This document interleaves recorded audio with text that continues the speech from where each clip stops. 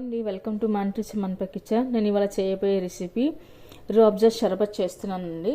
సాయంకాలం పూట కానీ ఎండలో కానీ ఎవరైనా కానీ ఇంటికి వచ్చినప్పుడు స్కూల్ నుంచి పిల్లలు రాగానే కానీ వాళ్ళకి ఇలాంటిది చేసిస్తే, ఇలాంటి షర్బత్ చేసిస్తే చాలా హ్యాపీగా ఫీల్ అవుతారు. ఒంటికి కూడా చలవ చేస్తుంది, చాలా టేస్టీగా హెల్తీగా ఉంటుంది. ఇక్కడ ముందుగా మనం నానేసి పెట్టుకున్న సజ్జి గింజలు వేసుకోవాలండి. ఆ తర్వాత కొద్దిగా రూఅబ్జాను వేసుకుందాము. ఆ తర్వాత ఇప్పుడు కొద్దిగా వాటర్ వేసుకుందాము.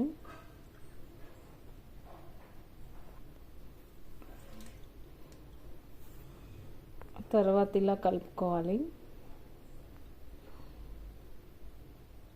ఆ తర్వాత కొద్దిగా తేనె వేసుకుందాము.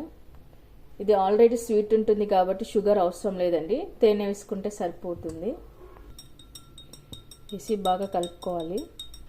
ఆ తర్వాత ఐస్ ముక్కలు వేసుకొని సర్వ్ చేసుకోవాలండి.